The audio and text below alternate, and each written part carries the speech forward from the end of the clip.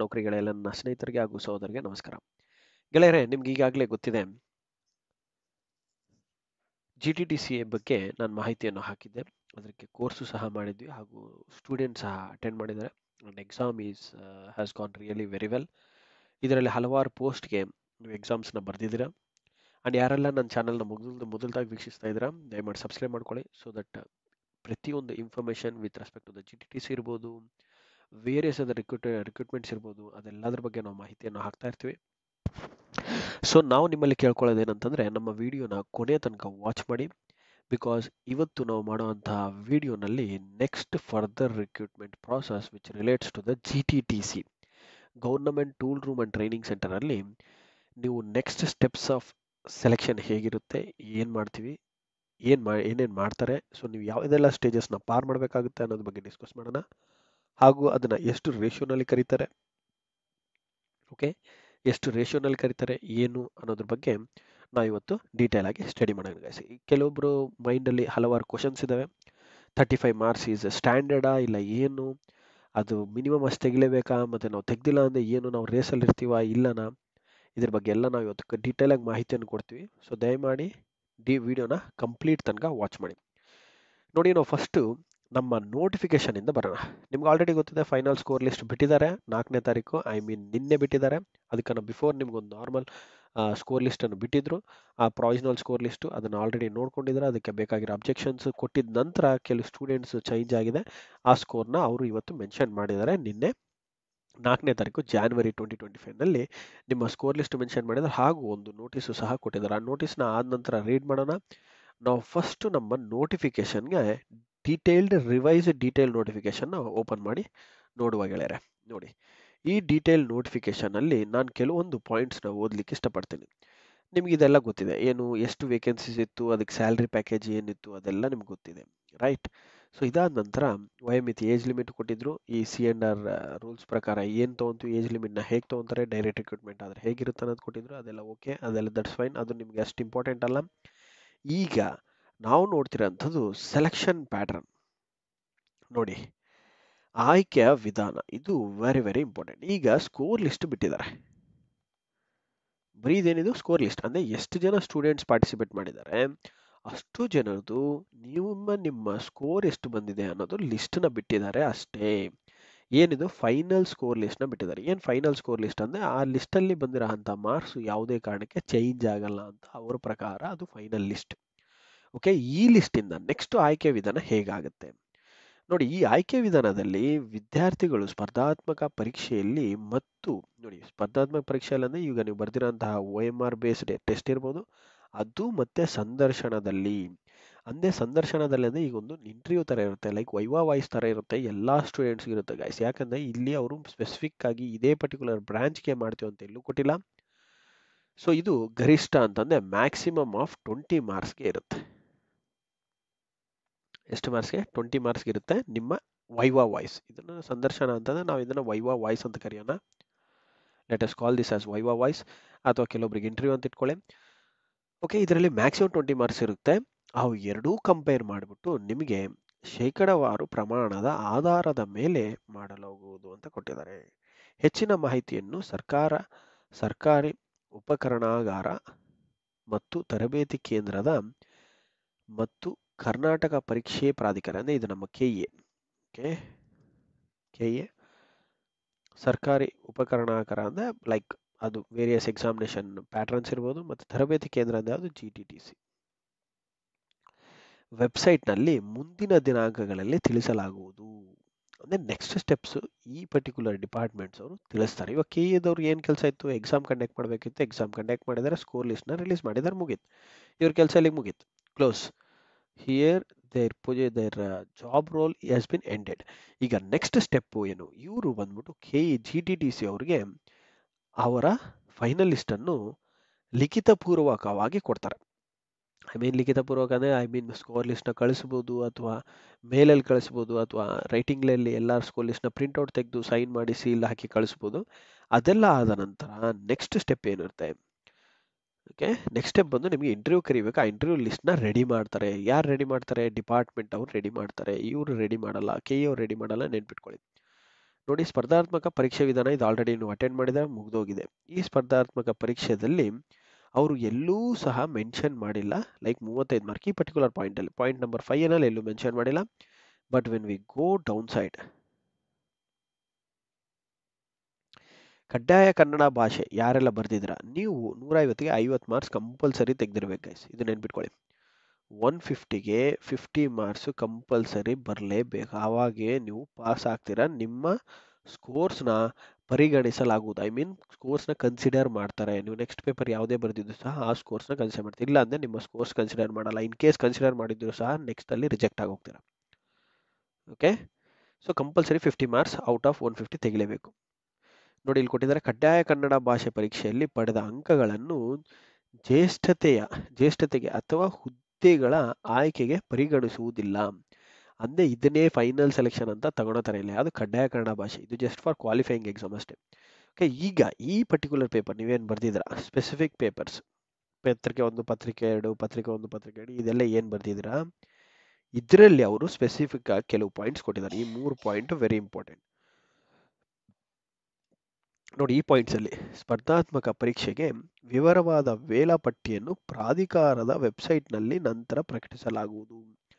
ಪ್ರಾಧಿಕಾರದ ವೆಬ್ಸೈಟ್ ನಲ್ಲಿ, ಯಾವುದು ಪ್ರಾಧಿಕಾರ ಅಂದರೆ ನಮ್ಮ ಕೆಇ ಅವರ ವೆಬ್ಸೈಟ್ ಅಲ್ಲಿ ಬಿಟ್ಟಿದ್ದಾರೆ, ಮುಗೀತು. ಸದರಿ ಹುದ್ದೆಗಳ ನೇಮಕಾತಿಗಳ ಸ್ಪರ್ಧಾತ್ಮಕ ಪರೀಕ್ಷೆಯನ್ನು ಆಫ್ಲೈನ್ OMR ಮಾದರಿ ಮೂಲಕ ಸ್ಪರ್ಧಾತ್ಮಕ ಪರೀಕ್ಷೆ ನಡೆಸಲಾಗುವುದು. ಇದೆಲ್ಲ ಆಗೋಗಿದೆ, ಇದೆಲ್ಲ ಮುಗಿದೋಯ್ತು, ಎಕ್ಸಾಮ್ ಎಲ್ಲ ಬರ್ದಿದ್ರೆ ಮುಗೀತು. ವೆಬ್ಸೈಟ್ನಲ್ಲಿ ಅನೌನ್ಸ್ ಮಾಡ್ತಿದ್ರೆ ವೇಳಾಪಟ್ಟಿ ಅಂದ್ರೆ ಇದೆ, ಫೈನಲ್ ಮೆರಿಟ್ ಲಿಸ್ಟ್ ಅಂತ ಕರೀರಿ, ಅಥವಾ ಸ್ಕೋರ್ ಲಿಸ್ಟ್ ಅಂತ ಕರೀರಿ, ಅದು ವೇಳಾಪಟ್ಟಿ. ಓಕೆ, ವೇಳಾಪಟ್ಟಿ ಅಂದ್ರೆ ಸ್ಕೋರ್ ಲಿಸ್ಟ್. ನೆಕ್ಸ್ಟ್, ಅಭ್ಯರ್ಥಿಯು ಅರ್ಹತೆಗಾಗಿ ಸ್ಪರ್ಧಾತ್ಮಕ ಪರೀಕ್ಷೆಯಲ್ಲಿನ ಒಟ್ಟು ಅಂಕಗಳಲ್ಲಿ ಕನಿಷ್ಠ, ಇದು ನೋಡಿ ವೆರಿ ವೆರಿ ಇಂಪಾರ್ಟೆಂಟ್, ಕನಿಷ್ಠ ಅಂದೇನು, ಮಿನಿಮಮ್ 35% ಅಂಕಗಳನ್ನು ಗಳಿಸುವುದು ಕಡ್ಡಾಯವಾಗಿರುತ್ತದೆ. 35 ಮಾರ್ಕ್ಸ್. ಇವಾಗ ಎಕ್ಸಾಂಪಲ್ ನಿಮ್ಮಲ್ಲಿ ಡೌಟ್ ಇರುತ್ತೆ, ಸರ್ ನಮಗೆ 200 ಮಾರ್ಕ್ಸ್ ಇಟ್ಟಿದ್ದಾರೆ, ನಾವು ಎಷ್ಟು ತೆಗಿಬೇಕು? 35% ಅಂದರೆ ಮುಂದೆ 35%.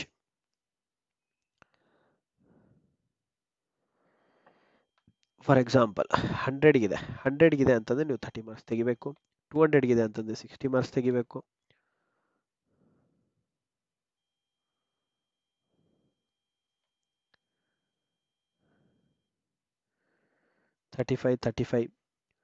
ಸೊ ಈ ಥರ ಗೈಸ್, ಮಾರ್ಕ್ಸ್ ಕಂಪಲ್ಸರಿ ನೀವು 35 ಅಷ್ಟು ಮಾರ್ಕ್ಸ್ ತೆಗಿಲೇಬೇಕಾಗುತ್ತೆ. ಇದು ವೆರಿ ವೆರಿ ಇಂಪಾರ್ಟೆಂಟ್. ಓಕೆ, 35% ಅಂತಂದರೆ 35 ಅಂತಂದರೆ 70 ಆಗುತ್ತೆ, 70 ಇದು 35, 70 marks. So 70 marks and above ಎಷ್ಟು ಜನ ಬಂದಿದ್ದೀರಾ ಅವರು ಮಾತ್ರ ಶಾರ್ಟ್ ಲಿಸ್ಟ್ ಆಗ್ತಾರೆ. ಇಲ್ಲ ಅಂದೇಳಿ ಹುಡುಗರು ಮತ್ತೆ ನೆಕ್ಸ್ಟ್ ಲೆವೆಲ್ ಆಫ್ ಆ್ಯಕ್ಷನ್ನ ತಗೋಬೋದು. Okay, and negative marking valuation ಆದ ನಂತರ ನಿಮ್ಮ ಸ್ಕೋರ್ ಲಿಸ್ಟ್ನ ಬಿಟ್ಟಿದ್ದಾರೆ ಅಷ್ಟೇ. ಈ ಪರ್ಟಿಕ್ಯುಲರ್ ನೋಟಿಸಲ್ಲಿ ನಾವು ಇಂಪಾರ್ಟೆಂಟ್ ಆಗಿ ನೋಡಬೇಕಿದೆ ಇವೇ ಪಾಯಿಂಟ್, ಏನು, ಒಂದು 35 ಮಾರ್ಕ್ಸ್ ಕಂಪಲ್ಸರಿ ಬರಲೇಬೇಕು, ಇದೊಂದು. ಓಕೆ, ಇಲ್ಲಿ 35, ಇಲ್ಲಿ 35, ಇದರಲ್ಲಿ 70, ಇದರಲ್ಲಿ 70. ಓಕೆ, ಇಷ್ಟು ಗೈಸ್, ಇದು very very important with respect to your GTTC next steps. So next steps ಅವ್ರು ಕೊಟ್ಟಿರೋ ಪ್ರಕಾರ ನಿಮ್ಮ ನೆಕ್ಸ್ಟ್ ಸ್ಟೆಪ್ ಬಂದು ವೇಳಾಪಟ್ಟಿ ಬಿಟ್ಟಿದ್ದಾರೆ. ವೇಳಾಪಟ್ಟಿಯನ್ನು ಇಲ್ಲಿ ನೋಡಿದ್ದೀರಾ. ಈ ವೇಳಾಪಟ್ಟಿನಲ್ಲಿ ನೋಟಿಸ್ ಓದೋದ್ರಿಂದ ನಮಗೇನು ಗೊತ್ತಾಗುತ್ತೆ ನೋಡಿ, ವೇಳಾಪಟ್ಟಿನಲ್ಲಿ ನೋಟಿಸಲ್ಲಿ ಕ್ಲಿಯರಾಗಿ ಮೆನ್ಷನ್ ಮಾಡಿದ್ದಾರೆ ಅವ್ರು, ಏನಂತ, 9/12 14 ನಡೆದ್ರಲ್ಲಿ ಸ್ಪರ್ಧಾತ್ಮಕ ಪರೀಕ್ಷೆಯನ್ನು ನಡೆಸಲಾಗಿತ್ತು. ಇದರ ಕೀ ಉತ್ತರಗಳು ನಾವು ಬಿಟ್ಟಿದ್ವಿ ವೆಬ್ಸೈಟ್ನಲ್ಲಿ. ಅದಾದ ನಂತರ 1 ತನಕ ಆಕ್ಷೇಪಣೆ ಅಂದರೆ ಆಬ್ಜೆಕ್ಷನ್ಸ್ ತನಕ ಬಿಟ್ಟಿದ್ವಿ. ಆಬ್ಜೆಕ್ಷನ್ಸ್ ಎಲ್ಲ ಆದ ನಂತರ ಈಗ ತಾತ್ಕಾಲಿಕ ಅಂಕಪಟ್ಟಿಗೆ ಅಭ್ಯರ್ಥಿಗಳಿಂದ ಸ್ವೀಕೃತವಾದ ಆಕ್ಷೇಪಣೆಗಳನ್ನು ಪರಿಶೀಲಿಸಿ ಅಭ್ಯರ್ಥಿಗಳು ಸ್ಪರ್ಧಾತ್ಮಕ ಪರೀಕ್ಷೆಯಲ್ಲಿ ಗಳಿಸಿದ ಅಂತಿಮ ಅಂಕಪಟ್ಟಿಯನ್ನು ಅಭ್ಯರ್ಥಿಗಳ ಮಾಹಿತಿಗಾಗಿ ಪ್ರಾಧಿಕಾರದ ವೆಬ್ಸೈಟ್ ಅಂದರೆ KEA ವೆಬ್ಸೈಟಲ್ಲಿ ಪ್ರಕಟಿಸಲಾಗಿದೆ. ಮತ್ತು ಅಂತಿಮ ಅಂಕಪಟ್ಟಿಯನ್ನು ಅಭ್ಯರ್ಥಿಗಳ ವಿವರಗಳನ್ನು ಸರ್ಕಾರಿ ಉಪಕರಣಗಾರ ಮತ್ತು ತರಬೇತಿ ಕೇಂದ್ರಕ್ಕೆ ನೋಡಿ ಇಲ್ಲಿ ವೆರಿ ಇಂಪಾರ್ಟೆಂಟ್, ಪ್ರಾಧಿಕಾರದ ವೆಬ್ಸೈಟ್ ಅನ್ನೇ ನಿಮ್ಮ KEA ಬಿಟ್ಟಿದ್ದಾರೆ. ಇದಾದ ನಂತರ ಸರ್ಕಾರಿ ಉಪಕರಣಾಗಾರ ಮತ್ತು ತರಬೇತಿ ಕೇಂದ್ರಕ್ಕೆ ಹಸ್ತಾಂತರಿಸಲಾಗುವುದು.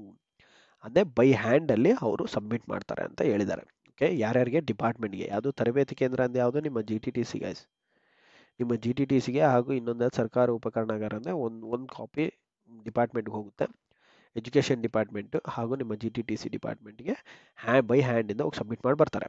ಸರ್ಕಾರಿ ಉಪಕರಣಾಗಾರ ಮತ್ತು ತರಬೇತಿ ಕೇಂದ್ರದಿಂದ ನಿಯಮಾನುಸಾರ ಆಯ್ಕೆ ಪಟ್ಟಿ ಪ್ರಕಟಿಸಲು ಕ್ರಮ ವಹಿಸುವವರು. ನೋಡಿ, ನಿಯಮಾನುಸಾರ ಅಂತಂದೇನು? ರಿಸರ್ವೇಷನ್ಸ್ ಹಾಗೂ ಇರುವಂತಹ ಪೋಸ್ಟು, ಎಷ್ಟು ಪೋಸ್ಟ್ ಇದಾವೆ ಅಷ್ಟು ಪೋಸ್ಟು, ಅಂಡ್ ನಿಮ್ಮ ಸ್ಕೋರ್ಸ್ ಬಂದಿದ್ದಲ್ಲಿ ಮಿನಿಮಮ್ ಎಲಿಜಿಬಿಲಿಟಿ ಮೇಲೆ ಎಷ್ಟು ಜನ ಬಂದಿದ್ದಾರೆ ಅಷ್ಟು ಜನರದ್ದು ಕನ್ಸಿಡರ್ ಮಾಡಿಬಿಟ್ಟು ಅವರು ಆಯ್ಕೆ ಪಟ್ಟಿಯನ್ನು ಪ್ರಕಟಿಸ್ತಾರೆ.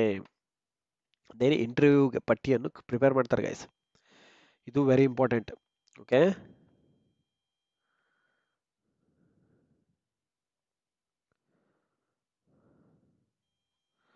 ಸೊ ಇದೊಂದು ವೆರಿ ಇಂಪಾರ್ಟೆಂಟ್. ಇದಾದ ನಂತರ ನಿಮ್ಮ ಸ್ಕೋರ್ ಲಿಸ್ಟ್ನ ನೀವು ಆಲ್ರೆಡಿ ನೋಡ್ಕೊಂಡಿದ್ದೀರಾ ಅಂತ ನಾನು ಅಂದ್ಕೊಂಡಿದ್ದೀನಿ.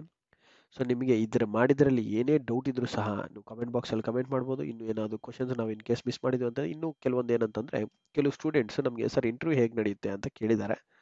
ಸೊ ಆ ಇಂಟರ್ವ್ಯೂ ಪ್ರೊಸೀಜರ್ ಏನಂತ ನಾನು ಹೇಳ್ತೀನಿ ಗೈಸ್. ಇಂಟರ್ವ್ಯೂ ಆಲ್ಮೋಸ್ಟ್ ನಿಮ್ಗೆ ಬೆಂಗಳೂರಲ್ಲೇ ನಡೆಯುತ್ತೆ. Most of the time Bengaluru ಇಲ್ಲ ಮೈಸೂರು ಅಥವಾ ಹುಬ್ಳಿ, ಇವು 3 ಜನರಲ್ಲಿ ನಡೀಬೋದು. ಓಕೆ, ಇಂಟರ್ವ್ಯೂ ಎಷ್ಟು ಮಾರ್ಕ್ಸ್ಗೆ? 20 ಮಾರ್ಕ್ಸ್ಗೆ ನಡೆಯುತ್ತೆ ಗೈಸ್. ಇದರಲ್ಲಿ ಇಂಜಿನಿಯರ್ ಇರ್ಬೋದು, ಲೆಕ್ಚರರ್ ಇರ್ಬೋದು, ಟೆಕ್ನಿಷಿಯನ್ ಗ್ರೇಡ್ 3 ಇರ್ಬೋದು, 4 ಇರ್ಬೋದು, ಓಕೆ 2 ಇರ್ಬೋದು, 2 ಅಂದರೆ ಇನ್ಸ್ಟ್ರಕ್ಟರ್ ಗ್ರೇಡ್ 2 ಇರ್ಬೋದು. ಇವೆಲ್ಲ ಪೋಸ್ಟ್ ಅವ್ರಿಗೆ ಏನು ನಡೆಯುತ್ತೆ? ಸಂದರ್ಶನ ನಡೆಯುತ್ತೆ. ಸಂದರ್ಶನದಲ್ಲಿ ಹೇಗೆ ನಡೆಯುತ್ತೆ ಅಂತಂದರೆ ಸ್ಟೆಪ್ಸು ಸಿಂಪಲ್. ನಿಮಗೊಂದು ವೈವಾ ವಾಯ್ಸ್ ಥರ ಇರುತ್ತೆ. ಸೀನಿಯರ್ ಲೆವೆಲ್ ಪೋಸ್ಟ್ ಅದೇ ವೈವಾ ವಾಯ್ಸ್ ಥರ ತೊಗೊತಾರೆ. ಲೆಕ್ಚರರ್, ಇಂಜಿನಿಯರು ಮತ್ತು ಡಿಪ್ಲೊಮಾ ಮೇಲಿರೋ ಸ್ಟೂಡೆಂಟ್ಸ್ಗೆ ವೈವಾ ವಾಯ್ಸ್ ಥರ ತೊಗೊತಾರೆ. ಟೆಕ್ನಿಷಿಯನ್ ಗ್ರೇಡ್ ಅಂತಂದರೆ ಏನಾದ್ರು ಸ್ವಲ್ಪ ಇನ್ಸ್ಟ್ರೂಮೆಂಟ್ಸ್ನ ಇಟ್ಬಿಟ್ಟು ನಿಮ್ಗೆ ಐಡೆಂಟಿಫೈ ಮಾಡಿ ಅಂತ ಹೇಳ್ತಾರೆ ಗೈಸ್. ಇನ್ಸ್ಟ್ರೂಮೆಂಟ್ಸ್ ಇಟ್ಟು ಐಡೆಂಟಿಫೈ ಮಾಡಂತ ಹೇಳ್ಬೋದು, ಅಥವಾ ಪ್ರಾಕ್ಟಿಕಲ್ ಲ್ಯಾಬೊರೇಟರಿ ಎಕ್ವಿಪ್ಮೆಂಟ್ಸ್ ಬಗ್ಗೆ ಕೇಳ್ಬೋದು. ಓಕೆ, ಒಂದು ವೈವಾ ಥರ ನಡೆಯುತ್ತೆ. ಪ್ರಾಕ್ಟಿಕಲ್ ಆಗಿ ಮಾಡುವಂತ ಏನು ಹೇಳಲ್ಲ, ಆಲ್ಮೋಸ್ಟ್ ಕಡಿಮೆ. ಲೈಕ್ ಪ್ರಾಕ್ಟಿಕಲ್ ಆಗಿ ಮಾಡುವಂಥದ್ದು ಕರೆಂಟ್ ಮೆಷರ್ ಮಾಡೋಕ್ಕೆ ಹೇಳ್ಬೋದು. ಯಾರನ್ನ ಇನ್ ಕೇಸ್ ಎಲೆಕ್ಟ್ರಿಕಲ್ ಆ ಥರ ವಿದ್ಯಾರ್ಥಿಗಳಿದ್ರೆ, ಮೆಕ್ಯಾನಿಕಲ್ ಅವ್ರಿಗಿದೆ ಯಾವುದಾದ್ರು ಟೂಲ್ಸ್ ಐಡೆಂಟಿಫೈ ಮಾಡೋಕ್ಕೆ ಹೇಳ್ಬೋದು. ಇಲ್ಲ ಅದು ವರ್ಕಿಂಗ್ ಹೇಗೆ ಮಾಡ್ತೀಯ ತೋರ್ಸಪ್ಪ ಅಂತ ಹೇಳ್ಬೋದು, ಮೆಜರ್ ಹೇಗೆ ಮಾಡ್ತೀಯ ತೋರ್ಸು ಅಂತ ಹೇಳ್ಬೋದು. ಸೊ ಈ ಥರ ನೀವು, ನಮ್ಮ ಸಜೆಷನ್ ಏನಂತಂದರೆ, ಇಂಟರ್ವ್ಯೂಗೆ ಶಾರ್ಟ್ ಲಿಸ್ಟ್ ಆಗಿದ್ದೆ ಇಮ್ಮಿಡಿಯೇಟ್ ಆಗಿ. ಇಂಟರ್ವ್ಯೂ ಶಾರ್ಟ್ ಲಿಸ್ಟ್ ನಾನು ಎಷ್ಟು ಪ್ರಮಾಣ ಅಂತಲೂ ಹೇಳಿಲ್ಲ, 1:5 ಕರೆಯೋ ಚಾನ್ಸಸ್ ಇದಾವೆ ಗೈಸ್. ನೆನ್ಪಿಟ್ಕೊಳ್ಳಿ, 1:5. ಯಾಕಂದರೆ ಎಲ್ಲೂ ಮೆನ್ಷನ್ ಮಾಡಿಲ್ಲ ಎಷ್ಟು ಪರ್ಸೆಂಟೇಜಲ್ಲಿ ನಾವು ಕರಿತೀವಿ ಅಂತ. 1:5 ಕರಿಬೋದು, ಅಥವಾ ವರ್ಸ್ಟ್ ಕೇಸಲ್ಲಿ 1:3ನಲ್ಲಾದರೂ ಕರೀತಾರೆ. ಈಗ ಇದು ಕರೆದಿದ್ದಾಗಿದೆ, ಇಮ್ಮಿಡಿಯೇಟ್ ಆಗಿ ನೀವು ಯಾವುದಾದ್ರು GTTC ಕಾಲೇಜು ಅಥವಾ ಡಿಪ್ಲೊಮಾ ಕಾಲೇಜಲ್ಲಿ ಇಮ್ಮಿಡಿಯೇಟ್ ಆಗಿ ಹೋಗಿ, ನೀವು ಓದಿರೋಂಥ ಕಾಲೇಜಸ್ಗೆ ಹೋಗಿ, ಅಲ್ಲಿ ಲ್ಯಾಬಲ್ಲಿ ಇರೋಂತಹ ಎಲ್ಲ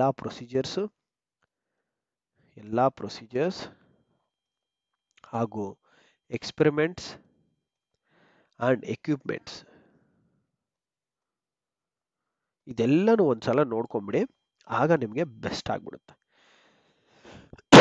ಸಾರಿ, ಇದೆಲ್ಲನೂ ಒಂದ್ಸಲ ನೋಡ್ಕೊಂಡಿದ್ದಾರೆ ಅಂತಂದರೆ ನಿಮಗೆ ತುಂಬ ಅಂದರೆ ತುಂಬಾ ಹೆಲ್ಪ್ ಆಗುತ್ತೆ. ಈಗನೇ ನಿಮಗೆ ಶಾರ್ಟ್ ಲಿಸ್ಟ್ ಆಗ್ತೀರಾ ಅಂತ ಗೊತ್ತಿದೆ ಅಂದರೆ ಇಮ್ಮಿಡಿಯೇಟ್ ಆಗಿ ಇವತ್ತೇ ಹೋಗಿ ಅಥವಾ ನಾಳೆ ಹೋಗಿ ಮಾರ್ನಿಂಗ್ ಭೇಟಿಯಾಗಿ, ಸರ್ ನಂದು ಈ ಥರ ಶಾರ್ಟ್ ಲಿಸ್ಟ್ ಆಗೋದಿದೆ, ನಾನು ಸ್ವಲ್ಪ ಒಂದ್ಸಲ ಲ್ಯಾಬ್ರಲ್ಲಿ ನಾನು ಮಾಡಿರೋಂಥ ಹಳೆ ಎಕ್ಸ್ಪೆರಿಮೆಂಟ್ಸ್ ಎಲ್ಲ ನಾನು ಒಂದ್ಸಲ ನೋಡಬೇಕು ಅಂತೇಳಿ ಎಕ್ಸ್ಪೆರಿಮೆಂಟ್ಸ್ ಎಲ್ಲ ನೋಡ್ಕೊಳ್ಳಿ, ಪ್ರೊಸೀಜರ್ ನೋಡ್ಕೊಳ್ಳಿ, ಎಕ್ವಿಪ್ಮೆಂಟ್ಸ್ ನೋಡ್ಕೊಳ್ಳಿ, ಓಕೆ ಕಾಂಪೊನೆಂಟ್ಸ್ ಬಗ್ಗೆ ನೋಡಿ, ಡಾಟಾ ಶೀಟ್ ಮ್ಯಾನ್ಯಲ್ಸ್ ಏನೆಲ್ಲ ಇತ್ತು ಅದನ್ನೆಲ್ಲ ಒಂದ್ಸಲ ರಿವೈಸ್ ಹಾಕಿ, ಸಾಫ್ಟ್ವೇರ್ಸ್ ಏನಾರಿದೆ ಸಾಫ್ಟ್ವೇರ್ ಪ್ರೋಗ್ರಾಮ್ಸ್ನ ನೋಡ್ಕೊಳ್ಳಿ, ಇದೆಲ್ಲ ಒಂದ್ಸಲ ಪ್ರಾಕ್ಟಿಕಲನ್ನು ನೋಡ್ಕೊಳ್ಳಿ. ಸೊ ಅದ್ರ ಮೇಲೇ ಅವ್ರು ಪಕ್ಕಾ ಕೇಳ್ತಾರೆ ಕ್ವಶನ್ಸ್ನ. ಸೊ ಇಷ್ಟು ನಾನು ಹೇಳ್ತಾ ನನ್ನ ವೀಡಿಯೋನ ಮುಗಿಸ್ತಾ ಇದ್ದೀನಿ. ಸೊ ಯಾರೆಲ್ಲ ನನ್ನ ಚಾನಲ್ನ ಸಬ್ಸ್ಕ್ರೈಬ್ ಮಾಡ್ಕೊಂಡಿಲ್ಲ, ಸಬ್ಸ್ಕ್ರೈಬ್ ಮಾಡ್ಕೊಳ್ಳೋದು ಮಾತ್ರ ಮರಿಬೇಡಿ. ಬಿಕಾಸ್ ನಿಮಗೆ ನೆಕ್ಸ್ಟ್ ಇಂಟರ್ವ್ಯೂ ಬಗ್ಗೆ ಇನ್ನೂ ಸಾಕಷ್ಟು ಟಿಪ್ಸ್ನ ನಾನು ಹೇಳ್ತೀನಿ. ಸಾಕಷ್ಟು ಟಿಪ್ಸ್ನ ಹೇಳ್ತೀನಿ. So I wish you all the best. Thanks for subscribing to my channel, and see you next day guys. Bye. Take care.